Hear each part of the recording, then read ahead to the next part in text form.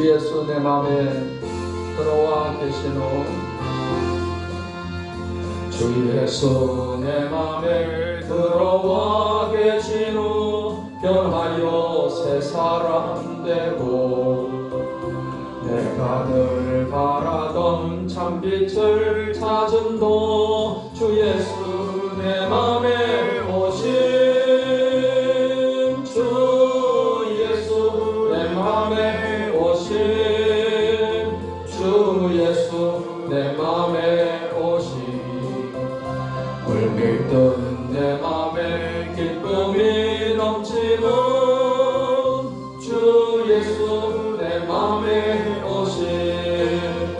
주 예수 내 맘에 들어와 계시노. 망령된 행실을 끊고 머리털보다도 더 많던 내 죄가 눈보다 더 희어졌네. 주 예수 내 맘에 오심.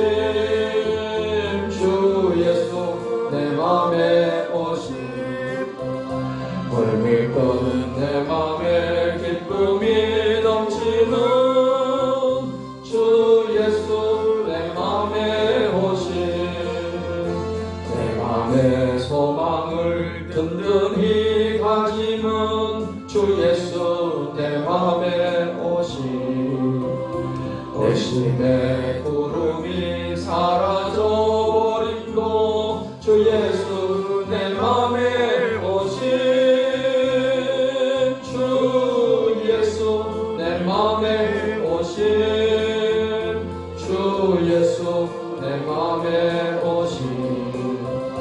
물밀듯 내 맘에 기쁨이 넘치는 주 예수 내 맘에 오심.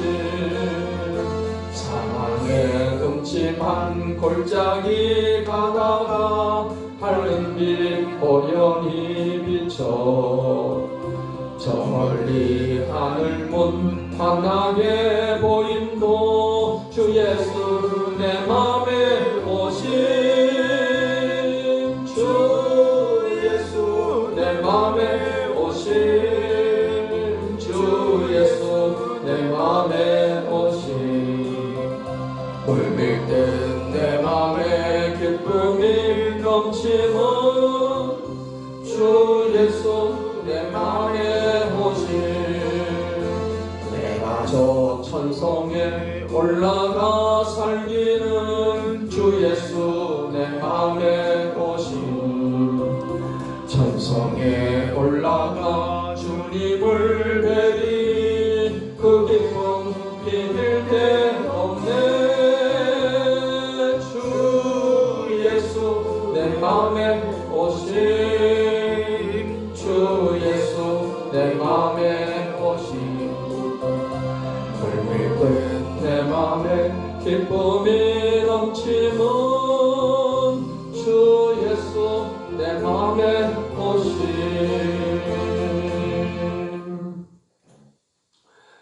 오늘 고린도후서 5장 17절의 말씀을 가지고 새로운 피조물, 이러한 제목으로 말씀을 드리겠습니다.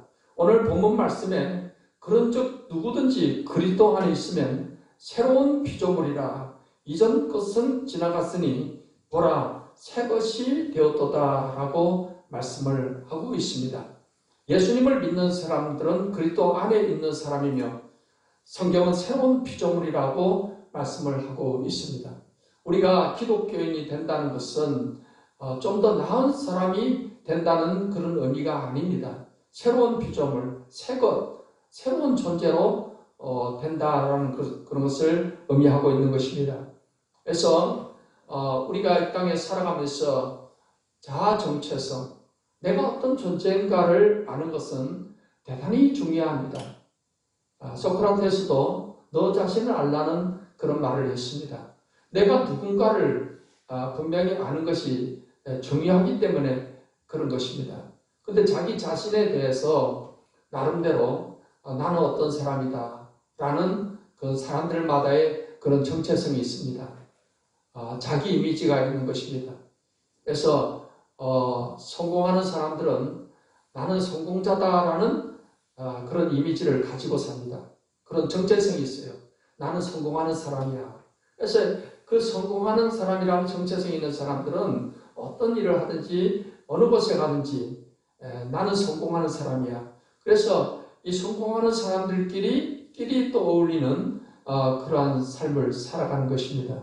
그러나 인생을 늘 실패자로 사는 사람들은 그 자기 정체성이 나는 실패자야. 나 무엇을 해도 실패해. 이런 생각을 가지고 사는 사람입니다. 그리고 도적질하고 사기치고 이런 사람들은 어떻게든 간에 남의 것을 훔쳐서 남의 것을 사기쳐서 잘 살아봐야 되겠다는 이러한 그러한 삶의 정체성을 가지고 살아간다는 것입니다. 그래서 이제 우리 그리스도인이 어떠한 정체성을 가지고 살아가야지 정말 우리가 세상을 이기고 죄를 이기고 하나님의 영광을 나타내고 살아갈 수 있느냐. 오늘 성경 말씀은 우리가 가져야 될 정체성에 관해서 말씀을 하고 있는 것입니다. 우리는 예수님을 믿고 그리스도 안에 있는 나는 이제 새로운 피조물이다. 새 것이다. 라는 이 정체성을 우리가 분명히 가지고서 살아가야 될 것입니다. 그러면 새로운 정체성이라고 했을 때 우리가 그리스도 안에서 내가 어떠한 존재가 되었는가를 아는 것이 중요한 것입니다. 첫째로 성경은 우리 예수님을 믿는 사람들은 거듭난 자가 되었다라는 말씀을 하고 있습니다. 요한복음 3장 3절로 5절 말씀에 예수께서 대답하여 이르시되 진실로 진실로 네게 이르노니 사람이 거듭나지 아니하면 하나님의 나라를 볼 수 없느니라. 니고데모가 이르되 사람이 늙으면 어떻게 날 수 있사옵나이까? 두 번째 모태에 들어갔다가 날 수 있사옵나이까? 예수께서 대답하시되 진실로 진실로 네게 이르노니 사람이 물과 성령으로 나지 아니하면 하나님의 나라에 들어갈 수 없느니라고 말씀을 하셨습니다. 오늘 이 말씀은 예수님께서 니고데모라는 사람에게 개인적으로 구원 상담을 하면서 이 말씀을 전해준 것입니다. 니고데모라는 사람은 당시의 종교 지도층에 있는 사람입니다. 사두개인이나 바리새인이나 제사장이나 서기관이나 이런 사람들이 당시 종교 지도자들이었는데 그 중에서 이 바리새인들은 하나님의 말씀 율법대로 그대로 지키면서 살겠다고 하는 그런 종교적인 열정이 대단한 사람들입니다. 그들은 율법을 지켜서 구원을 받으려고 하는 그런 신앙을 가지고 있었습니다. 그런데 예수라는 사람이 나타나서 하나님을 믿음으로 우리가 구원받게 된다라는 그런 말씀을 전하게 되었을 때 이 바리새인들은 예수님을 율법도 지키지 않고 안식일도 지키지 않고 그러면서 예수님을 비난하고 예수님을 어떻게든 간에 끌어내리려고 애쓰는 사람들이 바로 이 바리새인들이었습니다. 그런데 이 바리새인 가운데 니고데모라는 그런 사람이 있었습니다. 백성들로부터는 스승으로 이렇게 추앙받는 그런 사람인데 니고데모는 다른 바리새인들과는 달리 예수님의 말씀을 듣는 중에 뭔가 저분에게 진리가 있을 것이다라는 그러한 믿음을 갖고 기대를 갖게 되었습니다. 그래서 진리를 좀 더 알고 싶은 마음이 간절했습니다. 하지만은 사회적 신분이 있다 보니까 낮에 공공연하게 사람들이 눈에 띄게 예수님을 만나서 물어본 것은 좀 용기가 나지 않았습니다. 그래서 밤에 몰래 아무도 보지 않을 때 몰래 예수님을 개인적으로 찾아와서 예수님에게 구원에 관한 진리를 묻게 된 것입니다. 그때 예수님께서 니고데모에게 하신 말씀이 사람이 거듭나지 않으면 하나님 나라를 볼 수 없다고 했습니다.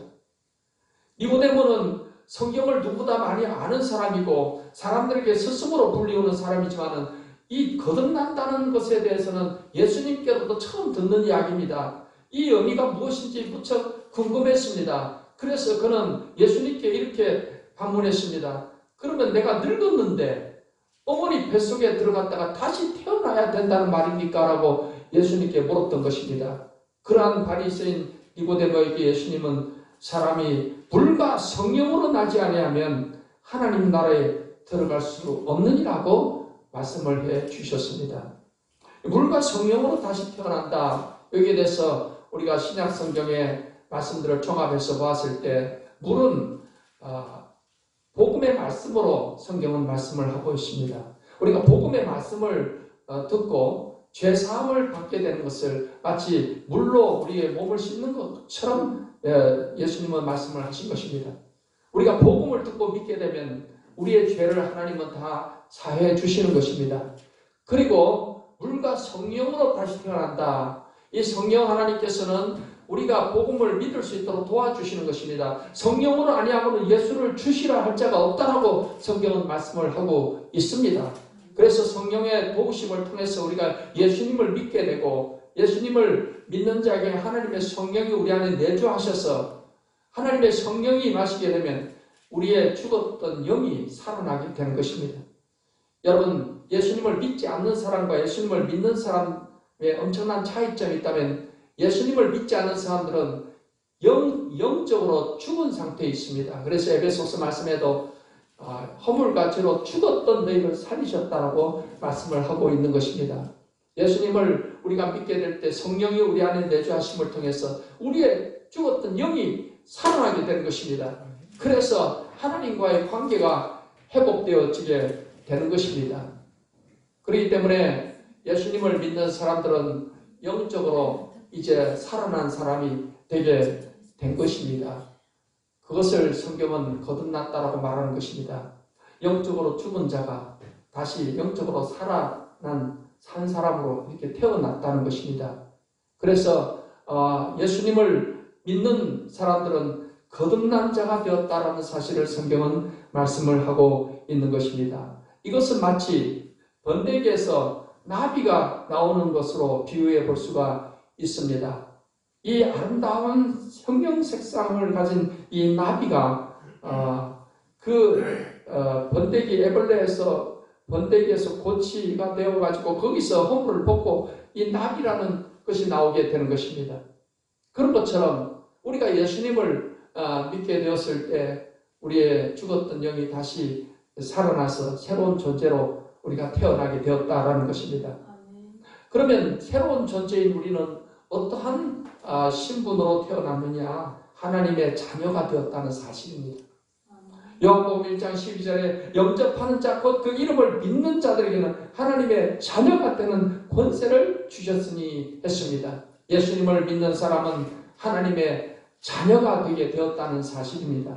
하나님의 자녀이면서 또 하나님의 아들로 하나님 우리를 인정해 주십니다. 로마서 8장 14, 15절에 무릇 하나님의 영으로 인도함을 받는 사람은 곧 하나님의 아들이라. 너희는 다시 무서워하는 종의 영을 받지 아니하고 양자의 영을 받았으므로 우리가 아빠, 아버지라고 부르짖느니라 했습니다. 하나님의 아들이 되었기 때문에 우리가 하나님을 아빠, 아버지라고 이렇게 부르게 되었다는 것입니다. 우리가 교회에 와서 하나님 아버지 그렇게 하지 않습니까? 우선 우리를 육신의 몸을 이 땅에 태어나게 한 육신의 아버지가 계신가 하면은 나를 지으신 하나님, 나에게 생명을 주시고 영혼을 주신 그 하나님이 바로 하나님 아버지가 되는 것입니다. 하나님이 우리 아버지가 된다는 것은 우리가 하나님의 나라의 모든 기업을 받을 수 있는 그러한 존재가 되었다는 것입니다. 성경 말씀 로마서 8장 14, 15절에 그러므로 네가 이후로는 종이 아니요 아들이니 아들이면 하나님으로 말미암아 유업을 받을 자니라 했습니다. 유업이라는 것은 기업, 쉽게 말하면 어떤 유산, 그런 의미가 되는 것입니다. 아들이기 때문에 아버지의 모든 유업을 우리가 이어받게 된다는 사실입니다. 그래서 우리가 이제는 하나님과의 관계만 바르게 화목하고 하나님과의 바른 관계만 가지고 가게 되면은 하나님 나라의 모든 풍성하고 부유한 것을 하나님은 우리에게 누리게 해 주시는 것입니다. 예수님께서는 하나님 아버지와 아들인 우리와의 관계를 탕자의 비유를 통해서 말씀을 해 주셨습니다. 어느 아버지에게 아들이 둘이 있었습니다. 두 아들 가운데 둘째 아들이 어느 날 아버지에게 와서 그런 것입니다. 아버지, 내가 이제 나이도 성인이 되었고 하니까 아버지 내게 주실 재산을 지금 내게 주세요 라고 아버지께 그렇게 요청을 했습니다.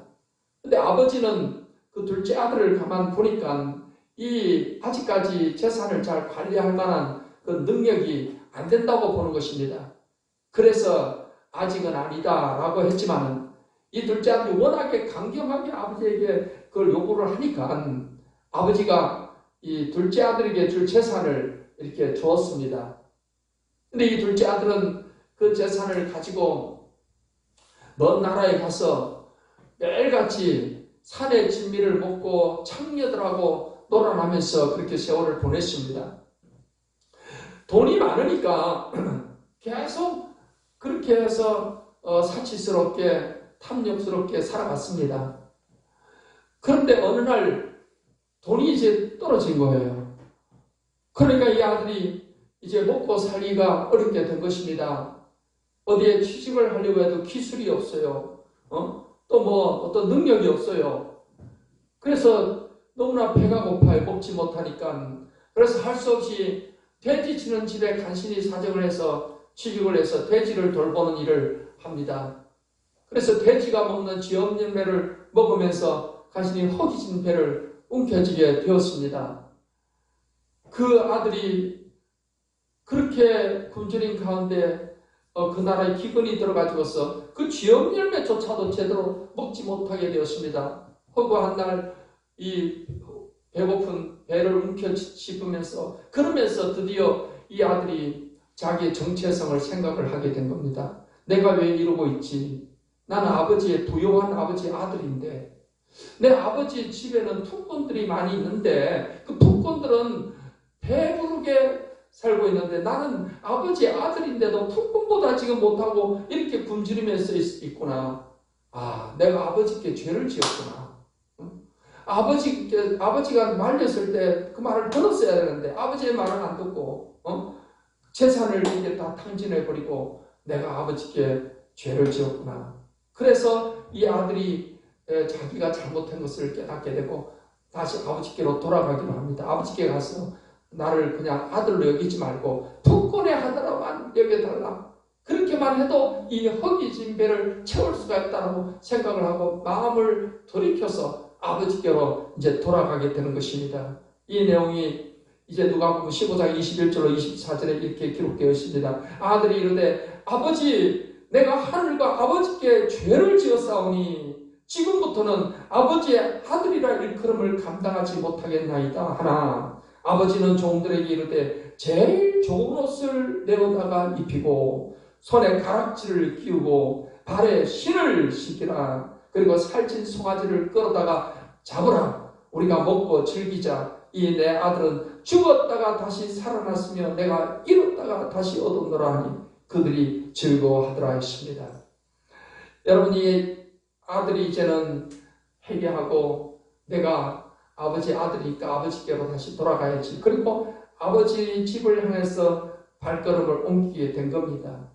그런데 여러분 이 아들의 아버지는 어떤 아버지인가요? 이 아버지는 이 아들이 이렇게 아버지의 말을 어기고 이렇게 먼 곳에 가서 거지가 되어가지고 돌아오지만은 그러나 돌아온다는 것이 너무나도 기뻤습니다. 그래서 이제나 저제나 기다리던 중에 이 아들이 돌아오니까 뛰어나가서 이 아들을 끌어안고 즐거워하면서 집으로 데려다가 아까 보았던 말씀처럼 종들에게 제일 좋은 옷을 입히게 하고 손에 가락지를 끼우게 하고 발에 신을 신기게 하고 살찐 송아지를 잡아서 즐기게 했습니다. 이것은 이 아들은 자기를 툭꾼의 하나로 여겨주기를 바랬지만 그게 아니라 아들로서 대우를 다 해주는 것입니다. 손에 가락지를 끼웠다는 것은 아들로서 인정을 한다는 것이니 발에 신을 신겼다는 것은 너희가 툭꾼이 아니고 이제는 아들이라는 것을 말하는 것입니다.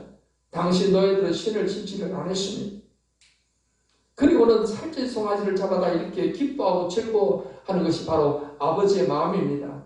지금 이 탕자의 비유에서 이 아버지의 이러한 모습은 하나님 아버지의 모습을 우리에게 보여주는 것입니다. 여러분, 우리가 이 땅에 사는 동안에 육신의 아버지와의 그런 관계도 있지만은 우리 모든 사람들은 하나님 아버지와의 그런 개인적인 관계가 있는 것입니다. 하나님 아버지는 하나님을 떠나서 내 마음대로 죄를 지으면서 살던 우리들이지만 회개하고 하나님께로 돌아가면 하나님께서 이렇게 기뻐하시고 즐거워하신다는 것입니다. 한 사람이 회개하면 하늘에서는 기쁨이 있다라고 성경은 말씀을 하고 있습니다. 왜냐하면 한 사람, 하나님은 한 영혼을 천하보다 귀하게 여기시기 때문인 것입니다.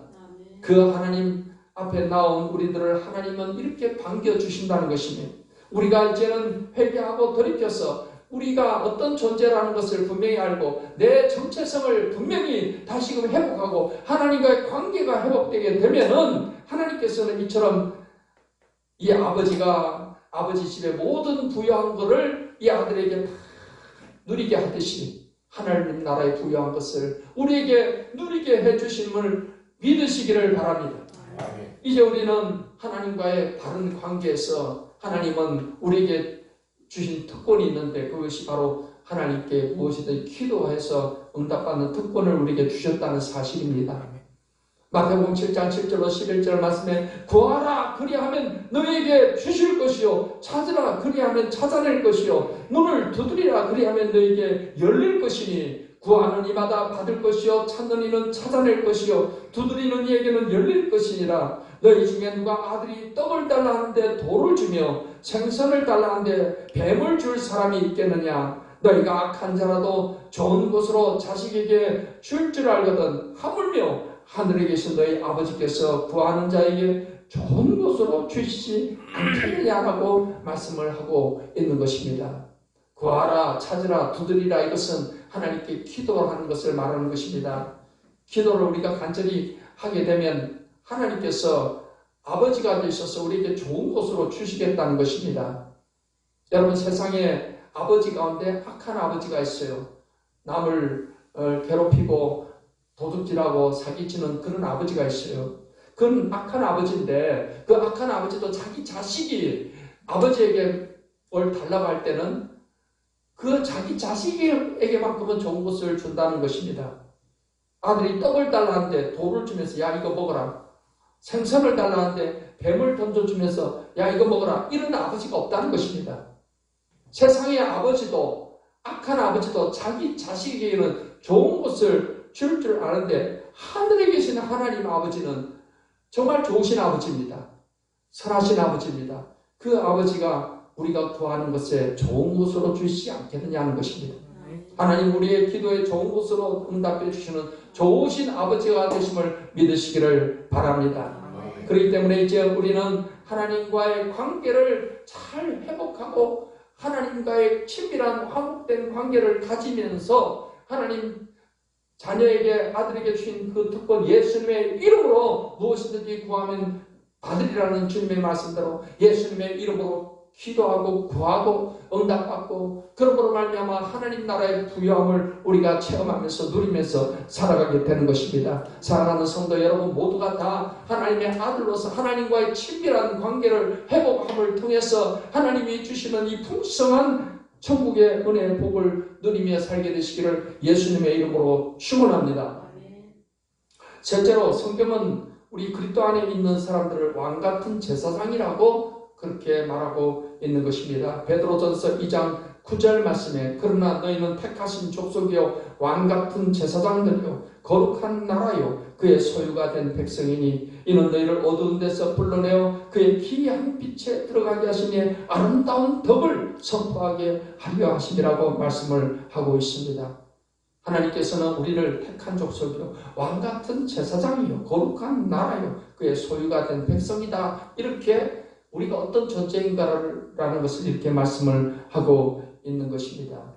왕같은 제사장이라는 것은 하나님께서 우리에게 예수의 이름으로 왕적인 삶을 살아가게 된다는 것입니다. 원래 하나님께서 사람을 지으실 때 남자 여자를 만드시고 생육하고 번성하라 정복하고 다스리라는 이 세상에 대해서는 어떤 왕적인 권세를 우리에게 주신 것입니다.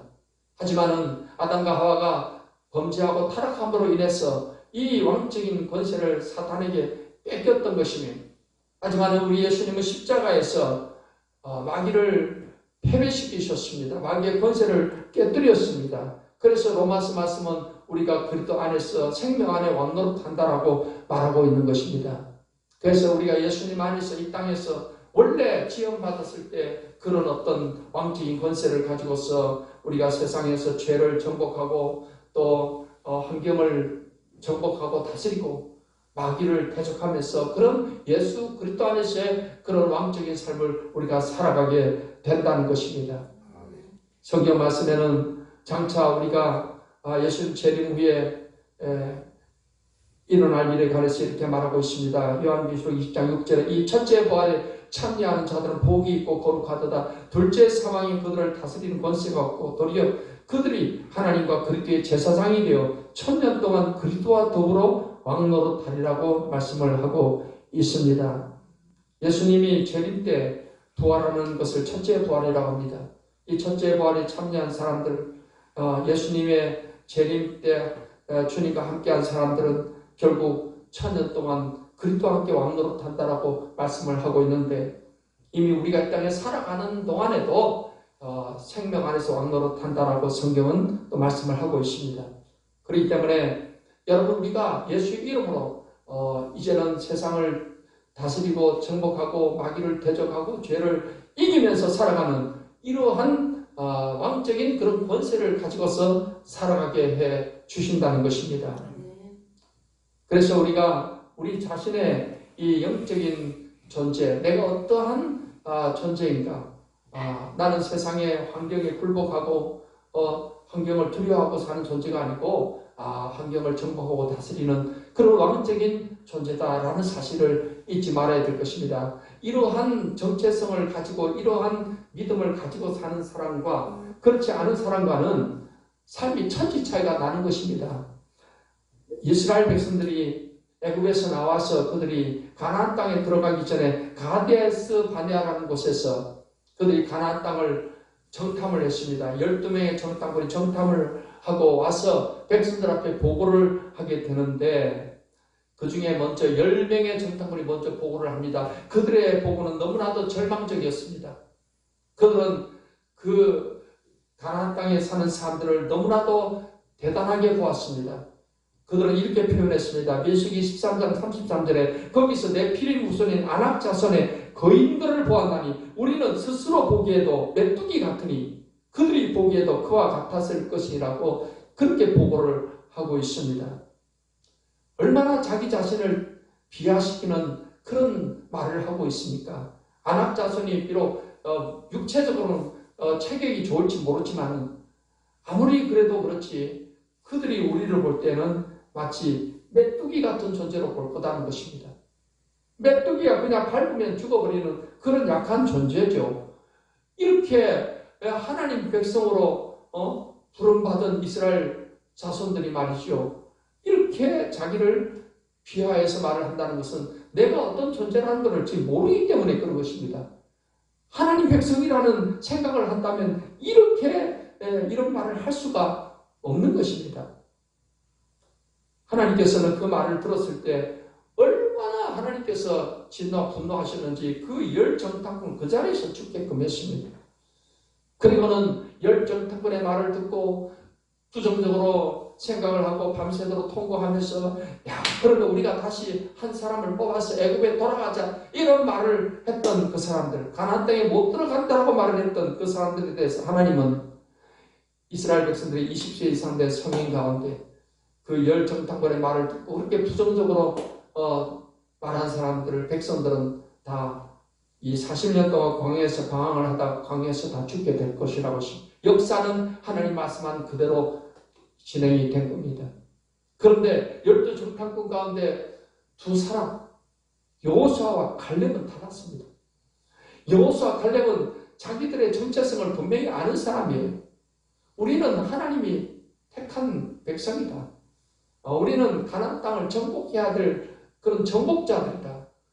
우리에게는 하나님의 약속이 저 가나안 땅을 약속으로 하나님이 주셨다. 우리는 그 약속을 누려야 될 사람이다. 이 정체성이 분명했기 때문에 여호수아 갈렙은 옷을 찢으면서 주시면서 말하기를 여러분 우리가 하나님을 거역하지 맙시다. 하나님은 우리와 함께 하십니다. 하나님은 저들에게서 떠났습니다. 저들은 우리의 밥입니다. 이렇게 말을 했던 것입니다. 하나님이 기뻐하시면 그 땅을 우리에게 주십니다. 올라갑시다. 막 이렇게 말을 했던 것입니다. 여러분 이 열 정탐꾼들은 우리는 메뚜기입니다. 우리는 메뚜기입니다. 이 두 정탐꾼은 저들은 우리의 밥입니다. 얼마나 여러분 이 말이 큰 차이가 납니까? 그것은 내가 누구인가에 대한 정체성을 몰랐기 때문에 이렇게 자기를 비하하는 말을 하는 것이고, 내가 누구인가를 분명히 정체성을 알았기 때문에 그렇게 우리는 너희는 그들은 우리의 밥이다라고 말을 할 수가 있었던 것입니다. 사랑하는 성도 여러분, 우리는 하나님의 자녀입니다. 우리는 죄인에서 의인이 되었습니다. 우리는 왕같은 제사장으로 부름받았습니다. 그래서 이제 제사장은 하나님을 섬기는 사람입니다. 우리가 이 땅에 사는 동안에 옛날 구약의 제사장들이 늘 성전에서 하나님을 예배하고 제사하고 섬겼듯이 우리가 이제 제사장적 사명을 잘 감당하면 하나님께서는 하늘의 모든 부여와 능력을 우리에게 더해 주셔서 왕적인 그런 권세를 가지고서 세상에서 승리하며 살게 해 주시는 줄 믿으시기를 바랍니다. 그렇기 때문에 사랑하는 성도 여러분, 이제 우리가 2026년 이 새해를 살아가면서 내가 누구인가에 대한 분명한 그리스도 안에서의 정체성을 분명히 해서 나는 죄사함 받은 사람이고 거룩한 사람이다. 하나님의 자녀가 되었다. 나는 거듭난 사람이 되었다. 나는 왕같은 제사장이다. 이와 같은 분명한 정체성과 이 믿음을 가지고서 여러분 하나님이 주신 모든 것을 부여한 것을 누리며 하나님 주신 권세를 가지고서 세상의 죄를 다스리고 환경과 세상을 정복하고 다스리고 왕적인 권세를 가지고 하나님을 잘 섬기며 하나님의 영광을 나타내는 삶을 통해서 참으로 복된 삶, 승리의 삶을 살아가는 성도 여러분 되시기를 예수님의 이름으로 축원합니다.